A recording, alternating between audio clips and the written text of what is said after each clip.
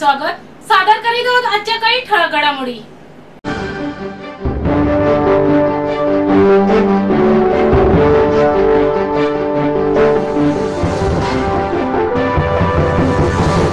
आमचे सरकार महाराष्ट्राच्या विकासालाच फक्त आपले लक्ष मानते, मात्र महाविकास आघाडी सरकार हे केवळ विकास कामांना थांबवणारे आणि लोकांची दिशाभूल करणारे असल्याची टीका पंतप्रधान नरेंद्र मोदी यांनी केली। त्यामुळे विकास कामांना रोखणाऱ्या अशा शत्रूंना सत्तेबाहेरच रोका आणि महायुतीचे प्रामाणिक सरकार निवडून द्या असे आवाहन मोदींनी केले। दरम्यान पंतप्रधानांनी मराठीला अभिजात भाषेचा दर्जा दिल्याची घोषणा मराठीत केली। ही घोषणा करताना आनंद होत असल्याचा उल्लेखही त्यांनी केला आहे। येथील वालावलकर मैदानात आयोजित कार्यक्रमात मोदी बोलत होते, त्यावेळी त्यांच्या हस्ते ठाणे अंतर्गत मेट्रो, नवीन महापालिका मुख्यालय, उन्नत मार्ग विस्तार, छेडानगर ते ठाणे आनंदनगर पर्यंत या विकास कामांचे भूमिपूजन, मुंबई मेट्रो मार्ग 3 टप्पा लोकार्पण आणि लाडकी बहीण योजनेच्या लाभार्थ्यांचा सत्कार करण्यात आला।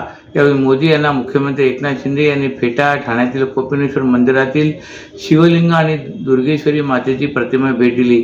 यावेळी राज्यपाल CP राधाकृष्णन, उपमुख्यमंत्री देवेंद्र फडणवीस, अजित पवार, आदिती तटकरे, शंभूराज देसाई, खासदार डॉ. श्रीकांत शिंदे उपस्थित होते।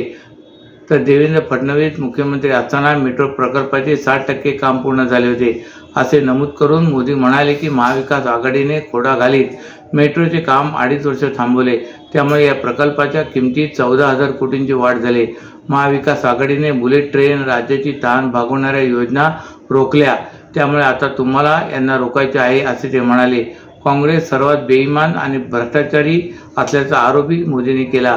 काँग्रेसचे चरित्र कधीच बदलत नाही। मोदींनी काँग्रेस शासित राज्यामधील काही घोटाळ्यांचे दाखले दिले असेही ते म्हणाले।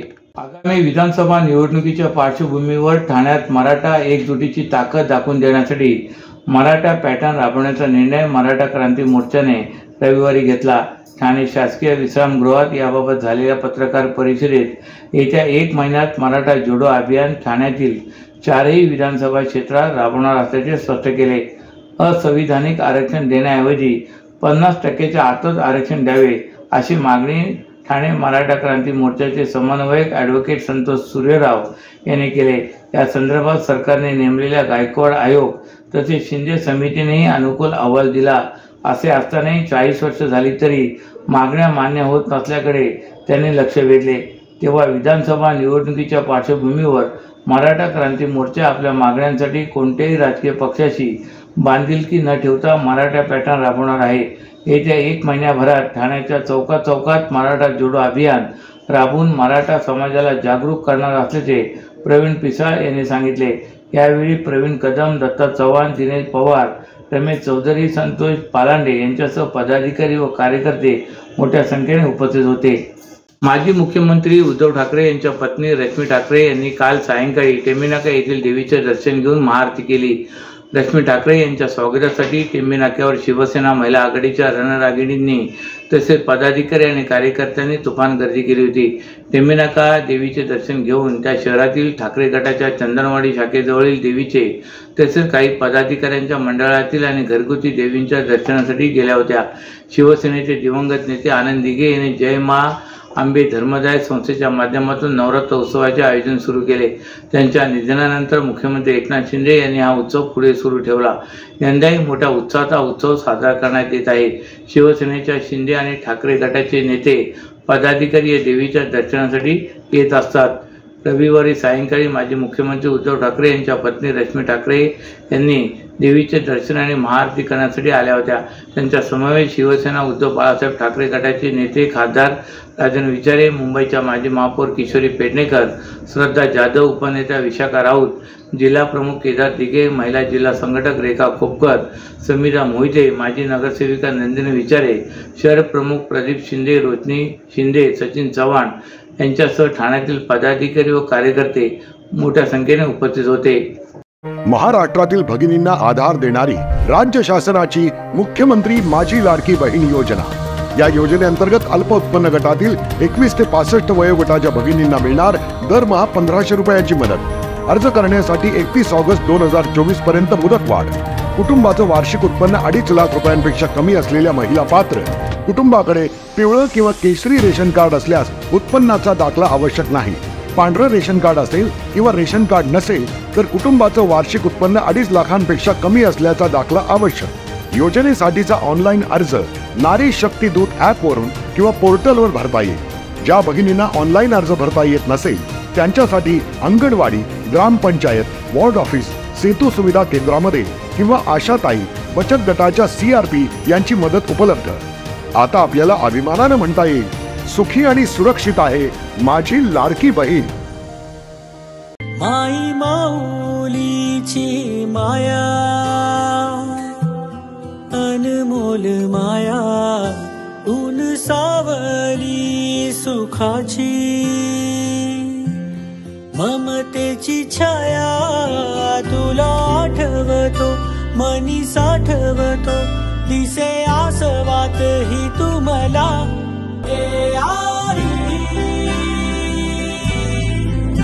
तू भासे ठाई ठाई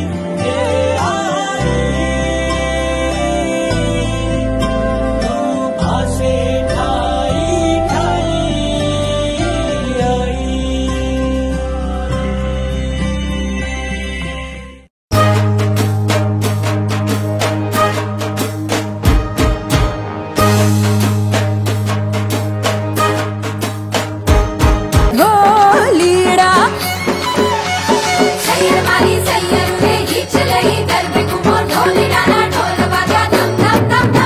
घेरदार घूमता रूपरू झूमता हैया ने चोरे गोरी तमे मन गाली धामो हीरा.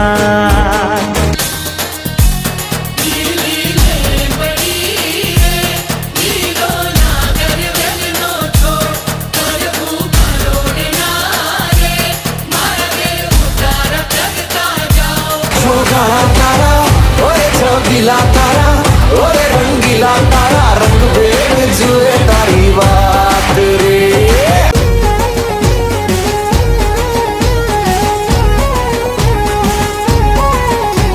ठाण्याच्या वर्तकनगर भागातील रेमंड कंपनीच्या जागेवर 572 कोटी रुपये खर्चून ठाणे महापालिकेची नवीन आणि सुसज्ज प्रशासकीय इमारत उभारण्यात येणार आहे.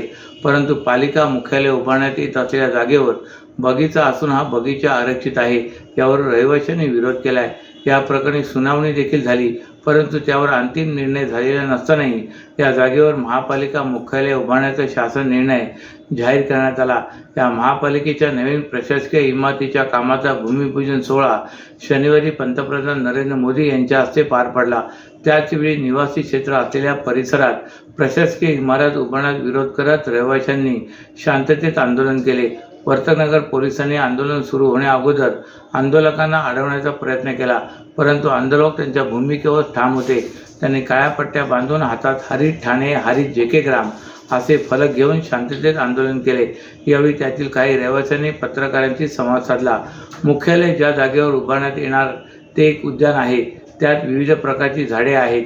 या मुख्यालयामुळे येथील हिरवळ नष्ट होणार आहे. तसेच या उद्यानाच्या जवळ जलकुंभाची उभारणी केली जाणार होती. या जलकुंभाची उभारणी करून देण्याची सूचना पालिकेने विकासकाला केली होती. त्यानुसार तो जलकुंभाचे बांधकाम करीत होता, परंतु अर्धे काम झाल्यानंतर पालिकेने हे काम थांबवण्याचे आदेश दिले. येत्या काळात रेमंडमध्ये राहणाऱ्या रहिवाशांची संख्या वाढणार आहे. त्या जलकुंभाचे काम थांबवल्यामुळे येत्या काळात रहिवाशांना पाण्याची कमतरता भासणार असल्याची शक्यता रहिवाशांनी वर्तवली आहे. त्यामुळे या जागेवर पालिका मुख्यालय उभारू नये, यासाठी दुसरीकडे जागा बघावी अशी विनंती रहिवाशांनी या आंदोलनाच्या माध्यमातून शासनाकडे केले. TMC बिल्डिंगचं ॲडमिनिस्ट्रेटिव्हचं उद्घाटन भूमिपूजन असं हे डिक्लेअर केलं, अनाऊन्स केलं.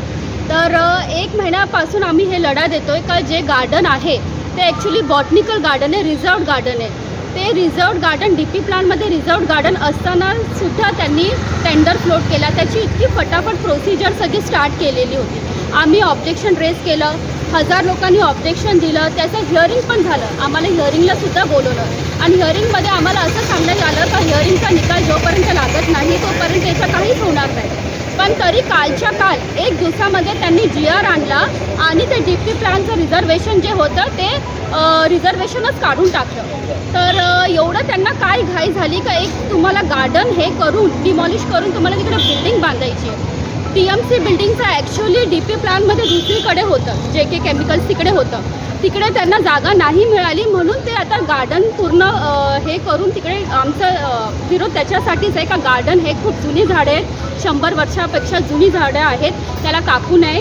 आणि इकडे 25,000 लोकांची सोसायटी होणार आहे. इकडे जर TMCची ॲडमिनिस्ट्रेटिव्ह बिल्डिंग आली तर इकडे ट्रॅफिक होणार, पोल्युशन वाढणार, बरंच काय म्हणजे त्रास ह्या लोकांना इकडे सहन करावा लागेल. आणि आमची जी पाण्याची टाकी तिकडे बांधायचं काम चालू होतं त्याच्यासाठी TMCनेच NOC दिली. मग TMCनेच स्टे आणला का तर ते त्यांच्या बिल्डिंगच्या व्ह्यूमध्ये येत होतं म्हणून. तुम्ही तुमच्या बिल्डिंगसाठी 25,000 लोकांचं पाणी असं बंद नाही करू शकत. तुम्ही त्या ESRला स्टे आणू नाही शकत. तुम्ही मग कसला कसला विकास आहे हा? लोकांना अडचणीमधून आणून हा विकास असतो का? लोकांचे हरित ठाणं ते मुख्यमंत्री सरांचं स्टेटमेंट आहे, हरित ठाणं, ते हरित ठाणंच आता राहिलेलं नाही आहे. एक जुनं गार्डन आहे ते पण इकडे डिमॉलिश करायचं काम चालू आहे. रात्री 3-3 वाजता झाडे कापायचे काम चालू आहेत. हे सगळं आमची रिक्वेस्ट आहे सरांना का इकडचं झाडे जी आहे, इकडची जी ॲडमिनिस्ट्रेटिव्ह बिल्डिंग बांधायचं जे भूमिपूजन झालेलं आहे ते मागे घ्यावा आणि तुमचं TMCची बिल्डिंगची व्यवस्था आहे तर जागा दुसरीकडे करा, ही आमची विनंती आहे त्यांना. मॅडम, कुठेतरी हे सगळं चेंज होतं आहे, कुठेतरी भाजप सरकार किंवा प्रशासनाचा दबाव आहे का मंदिरावर? काय प्रकार आहे? आता ते सर मला पॉलिटिकल काय माहीत नाही आहे, पण मला इतकं कळलं का कालच्या काल DP प्लॅन एका दिवसामध्ये DP प्लॅनचं GR रिवाईज केला, मॉडिफाईड केला आणि रिझर्वेशन हटवलं. म्हणजे आम्ही इतका लढा देतो 1 महिन्यापासून, त्याचं काहीच नाही. म्हणजे इतके लोक 1000 लोक आज त्या गार्डनसाठी, गार्डन सेव्ह अवर गार्डन, आम्हाला हरित ठाणं पाहिजे म्हणजे लोकांचं म्हणजे लोकांच्या ऑब्जेक्शनला काही महत्त्व नाही राहिलं असं आम्हाला दिसून येतंय सर.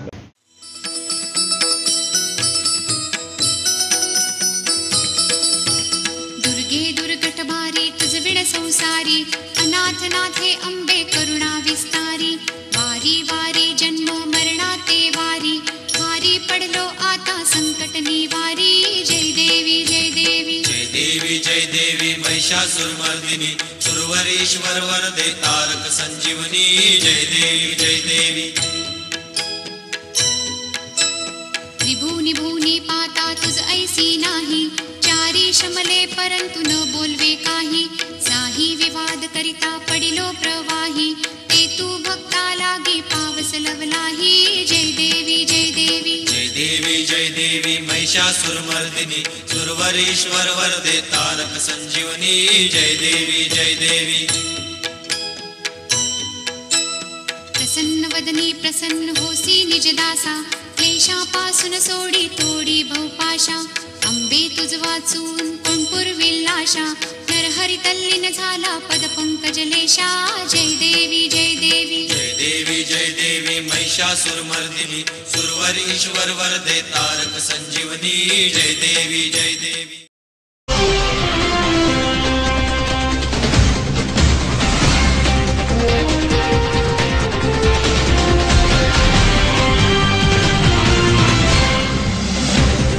तर या होत्या आजच्या काही ठळक घडामोडी. तर पुन्हा भेटू याच वेळी याच ठिकाणी.